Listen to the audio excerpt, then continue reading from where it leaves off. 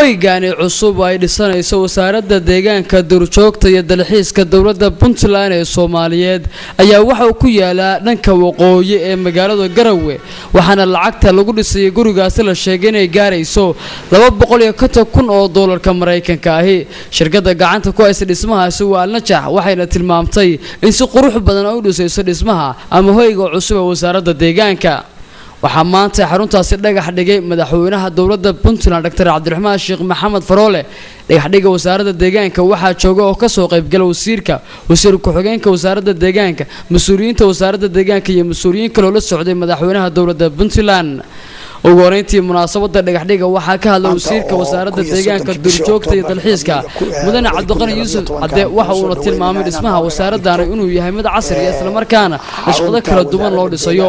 madaxweynuhu ayuu faahfaahin ka siiyay qaabka loo dhisayo waliba Dhismaha Guriga wasarada deegaanka maanta oo 13 bishii Oktoobar 2012 kan kugu soo dhaweynayna inaan noo dhagax dhigto xarunta wasarada deegaanka waanu ka dhisayna caasimada Garowe oo ka kooban 12 qol hool weyn oo 7 mitir iyo 12 bilciisu iyo dhererkiisu kala yahay herbariumkii qol loogu talagalay oo weyn oo dhirta lagu Puntland ka baxdo oo dhan la rabo in lagu kaydiyo iyo data center oo la doonayo khayraadka Puntland in mataqaan lagu maamulo madaxweyne mashruucan dawladdu waxay ka geysatay gacan weyn oo 20% inta kalena waxaa noogu caawintay hay'adda World Vision iyo hay'adda Care oo qaadanaysa project weyn oo soo socda waxaanu maanta mahad Ilaah ah oo wax lagu mahadiyaa intii dawladda Puntland aad madaxda u tahay ay jiday wasarada deegaanka oo ahayd wasaradii ugu horeysay adigu abuurto oo horay aanan Soomaaliya looga abuurin wasarada deegaan in ay qabatay wax taabagala waxa kamid ah waxa cagaaran ee hortaada ka muuqda 5 nursery oo aan gobolada ah bari karkaar nugaal boocame iyo mudug laga dhisay ayaa jira kulligoodna saas aad maanta hortaada uga jeeday uga soo baxeen wariyaashu hadda waa duubeen caawana waxa laga fiirsan doonaa caalamka oo dhan waxaan jecelnahay xaruntan markii ay dhismaheedu dhamaadana wax ka badan inta inaad aragto waxa kale oo soo socda mashruuc 25 milyan oo lagu hagaajin doono in ka badan 250 activity meelaha ugu badan ay yihiin biyo xireenada oo aad iyo aad oo nafci dhulka intay biyuhu markay daan oogada ka sare ka daan nugaal iyo karkaar iyo dharoorba ay badda iskaga shumaan inaan hawl badan ka qabanno taana insha Allah 2013 awalkeeda bilaabanaysa waxaanu marka kale oo aan jecelnahay inaan ku sheegno sanadka gudihiisa 22 activity ayaan qabanay waxaan jecelnahay mid iyadana inaad wiiga gudihiisa aad soo aragto oo salaxley aan ka qabanay 22 wiiga soo socdaan bilaabaynaa muxuu ahaa cadadheerana iyadana waa ka bilaabaynaa kuwa kalena meel badan bay ka socdaan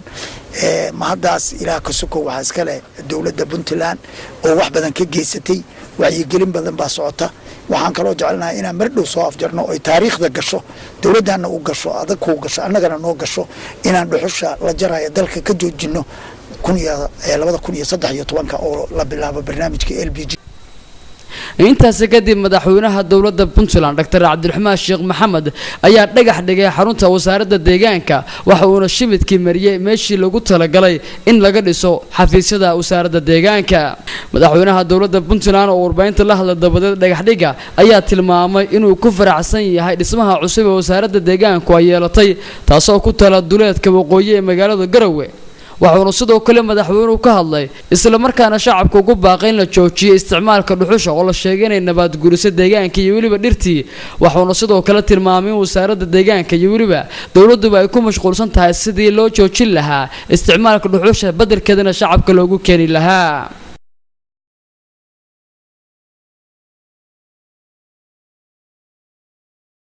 waxaan aad uga mahadcelinayaa madaxda wasaaradda wasiirku ugu horeeyo sida dadaalka fiican uu ku jiro oo muddadii ay meesha joogeen wasaaradda ay uga shaqeeyeen ay u abuureen narsinka dhirtii dhulkeena ka bixi jidhay geedaynteeda iyo dhiraynteeda meelo badan 5 xarumood ay ka sameeyeen Puntland dadaalka weyn ay ka galeen inay joojiyaan boholaha sidii loo raadin lahaa mashaariicda dalkeenu waxa weeye dal foorara oo xagga badda Indian Ocean ka u foorara intiisa badan oo tugag ay ku jiraan dhinaca buuraleedana ay u fooraraan dhinaca waqooyi tugagaasuna dhulkii oo miirmay oo xalmay oo dhacaankiisii tegay baa wuxuu gelayaa badda markaas wuxuu ku socdaa desertification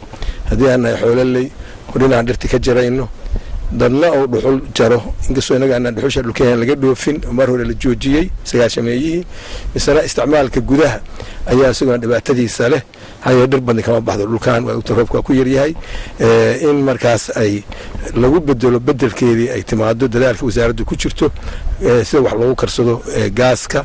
iyo wixii kale wax lagu karsan karo meesha la soo geliyo aad iyo aad baan dadaalka inay ka hambalyeynaya inay kuna bogaadinaya dadkana waxaan ku boorinayaa maanta dhageysanaya inay isticmaalka dhuxusha joojiyaan iyo qoryaha intaba waxaan kala xusuusinayaa dadweynaha deegaamo badan in laga sameeyay dad ilaaliya deegaanka degmooyin badan loo qoray ama ahaadeen dhinaca gobolka bari ama ahaadeen gobolka nugaal gaar ahaan iyo gobolka mudug qayb ka mid ah intaba si ay u yaraato ugaarsiga ugaarta oo ka mid ah waxa ilaahay ku galladaystay dhulkan dhismahani quruxda badan ee cusub ee wasaaradda deegaanka ayaa waxa lagu wadaa in la soo gabagabeeyo 5 bilood gudahooda waxaana saraakiisha gacanta ku haya shirkadda dhismaha ee Najax ay tilmaameen in si qurux badan loo dhisay guriga wasaaradda deegaanka dalxiiska iyo duurjoogta علي عبد العزيز warbaahinta caalamiga dunida online magaalada Garowe